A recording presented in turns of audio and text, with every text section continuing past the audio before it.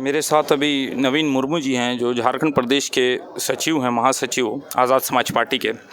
अब इनसे बात करते हैं कुछ ख़ास मुद्दों पर झारखंड की राजनीति को लेके। नवीन मुर्मू जी, आपका बहुत बहुत स्वागत है मेरे यूट्यूब चैनल पे। सबसे पहला सवाल आपसे ये है कि अभी जो ये हेमंत सोरेन ने 2021 में हार्वर्ड के अंदर कहा था, हार्वर्ड यूनिवर्सिटी के अंदर, कि आदिवासी हिंदू नहीं है, इसको आप किस तरह से देखते हैं? क्या उनकी बात सही है या उसमें कुछ आपको आपत्ति है?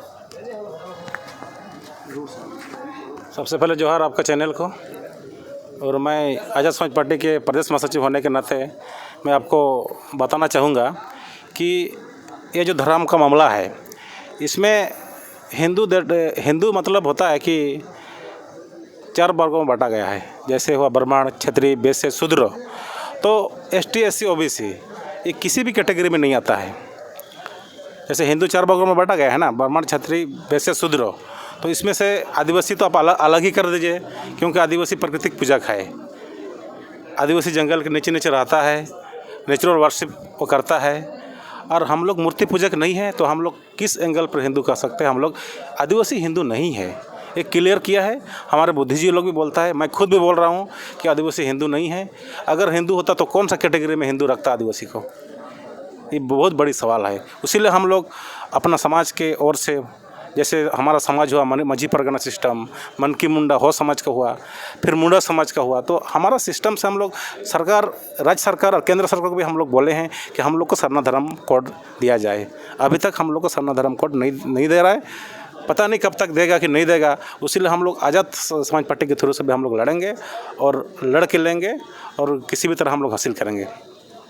आपसे दूसरा सवाल है, चंपाई सोरेन जो अभी दिल्ली रवाना हो गए हैं, जो खबर आ रही है और सुनने में आ रहा है कि बीजेपी को ज्वाइन करेंगे, हेमंत सोरेन यानी JMM को छोड़ रहे हैं, तो इसका क्या प्रतिकूल असर पड़ सकता है, विपरीत प्रभाव पड़ सकता है, जहां तक 2 नवंबर 2024 में झारखंड का ये विधानसभा चुनाव होने वाला है, उसके संदर्भ में? देखिए, वो JMM का पुराना नेता है, गुरुजी से काम कर चुका है, गुरुजी के साथ वो आंदोलन कर रहा है, उद्योगपति के खिलाफ लड़ा है, हमारे झारखंडी लोगों को, झारखंडी जनमानस को फैक्ट्रियों में लड़ के नौकरी दिलाया है, पूंजीपति के खिलाफ लड़ा है। वो झारखंड मुक्ति मोर्चा शुरू से है, मैंने संस्थापक टाइप का बोल सकते हैं। तो उसका मन में क्या आया, व्यक्तिगत क्या हो सकता है, हम नहीं बोल पाएंगे, लेकिन उसको बीजेपी में नहीं जाना चाहिए, क्योंकि झारखंड असेंबली में ही पारित किया है ये लोग सरना धर्म कोड को। अभी तक केंद्र सरकार जो नरेंद्र मोदी और अमित शाह बैठा हुआ है कि आदिवासी को आदिवासी नहीं समझता है। अगर आदिवासी को आदिवासी समझता, आदिवासी राष्ट्रपति बनाया द्रौपदी मुर्मू को, तो आदिवासी धर्म कोड देने में क्या हर्ज है? देना चाहिए था आदिवासी धर्म कोड, क्योंकि सरना धर्म कोड हम लोग डिमांड कर रहे हैं। उतना 15 करोड़ आदिवासी है पूरा भारत देश में, तो 15 करोड़ का 1% बात नहीं सुन रहा है नरेंद्र मोदी और अमित शाह।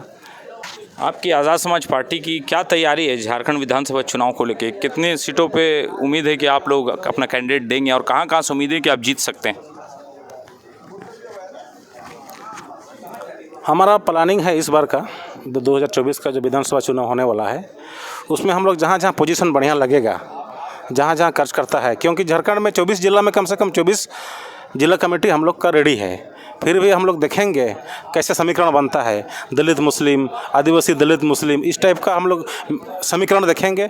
जहाँ हो पाएगा, जहाँ बढ़िया रिजल्ट आएगा, हम लोग वहाँ खड़ा करेंगे। हम लोग का कोई 81 सीट में खड़ा होने का कोई अभी डिमांड नहीं है। जैसे ही बात बनेगी ऐसे हम लोग काम करेंगे। अच्छा, ये अर्जुन मुंडा जो खूंटी से चुनाव हार गए हैं और बाबूलाल मरांडी बार बार इतना जो उलझुल बयान देते हैं, अनर्गल बयान भी बहुत सा बार दे रहे हैं, तो क्या अब बाबूलाल मरांडी चीफ मिनिस्टर बनने की लालसा उनके अंदर है? क्या कुर्सी के चलते ये सब कर रहे हैं, ये एक राजनीतिक खेल खेल रहे हैं? देखिए, नेतागिरी तो झारखंड में अलग होने के बाद 24 साल हो गया, ठीक है। भारत आज़ाद होने के बाद 75 साल हो गया।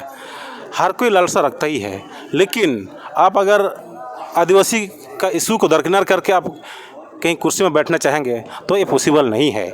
आप हर जनमानस का इशू को आप लेके जाइए, तो आप निश्चय ही आप कुर्सी पर बैठ पाएंगे। लेकिन कोई भी ऐसे पार्टी नहीं है कि झारखंडी मुद्दा को बोल पा रहा है। जैसे अलग रूट से गाय के नाम पर मुस्लिम पिटा जा रहा है, गाय के नाम पर आदिवासी पिटा जा रहा है, हर कोई पिटा जा रहा है अलग अलग।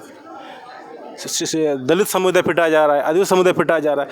तो क्या ये किसी को कानून अगर आपके पास है तो आपको कौन पावर देता है? जैसे बजरंग दल लोग, शिव सेना लोग, कर्ण सेना लोग बोलता है ये प्रतिबंधित मांस आप लेके जा रहे हैं, आपको जेल होना चाहिए, पुलिस भी साथ देता है।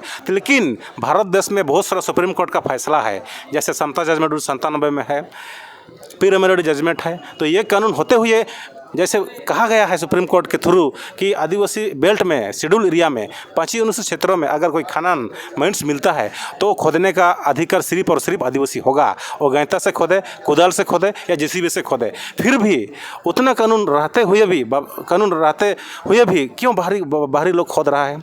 ये सवाल बनता है यहाँ। आपका कानून होने से कोई लागू कर देगा और हमारा कानून से 75 वर्ष होने के बाद भी लागू नहीं होगा, 24 साल झारखंड अलग होने के बाद लागू नहीं, कब लागू होगा? तो यही है कि कोई भी राजनीतिक पार्टी, बीजेपी हो या कांग्रेस हो या जेएमएम हो, वो सपना जो देख रहा है, अभी लोग जागरूक हो गए हैं, सोशल मीडिया का दुनिया है, हर किसी के हाथ में एंड्रॉयड मोबाइल आ गया है, हर हैंड में न्यूज़ आ गया है, अभी सब कोई जान रहा है, जागरूक हो रहा है जनता। तो हम लोग जागरूक के नाम पर हम लोग वोट लेंगे, मुद्दा के नाम पर वोट लेंगे।